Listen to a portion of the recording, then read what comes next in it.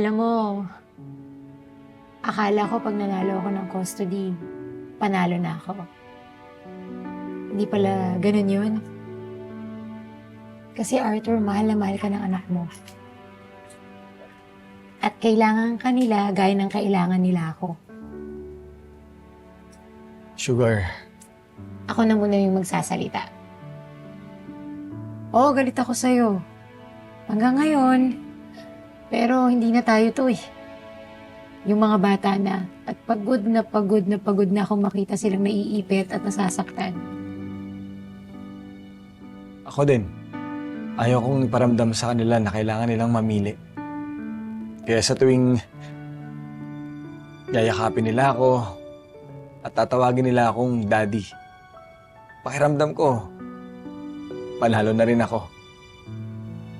Pag masaya sila, panalo na tayo.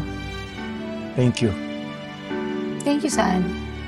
Para sa pagmamahal sa mga anak natin. Salamat din.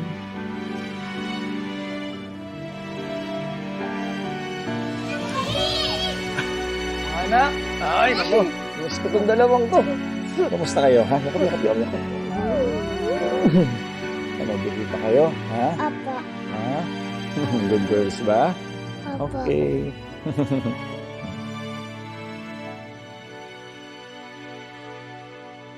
Pinakamahalagang leksyon sa tingin mo, Sugar, no?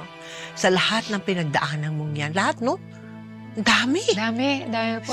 Oo, sa family mo, sa asawa mo, sa mga relasyon mo, sa... Ay, nako. So, ano dapat?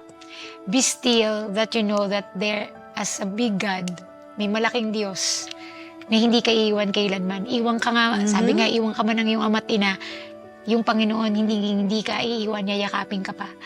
Lahat, habang nabubuhay ka, wala sa age, wala sa gender. Pagka natalo ka, doon mo masisimulang maging manalo ka.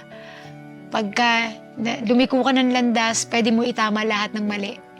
So habang nabubuhay ka, may pag-asa.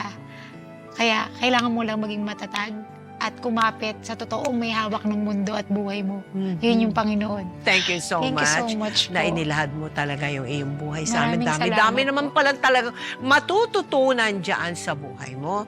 And we wish you all the luck in the world, you so much. including finding the right one. Okay? Thank you. Thank you. I love you, Tita Mel. Thank you Oh, I so love much you too. po. Thank you, Salamat Sugar. po. Thank you. Hindi sumuko bilang isang ina si Sugar sa pakikipaglaban para sa kanyang mga anak. Sa ganang akin, pinatunayan din niya ang kasabihang, you cannot put a good woman down. Lalo pat, wala rin kupas ang kanyang talento bilang isang mahusay na dancer. Kaya mga minamahal kong ka-millennials, mga Gen Z at Gen Alphas, laging isa puso ang tatlong bagay na ito, ha? Sipag, tapang, tatag ng loob. Ngayon, bukas at magpakailanman.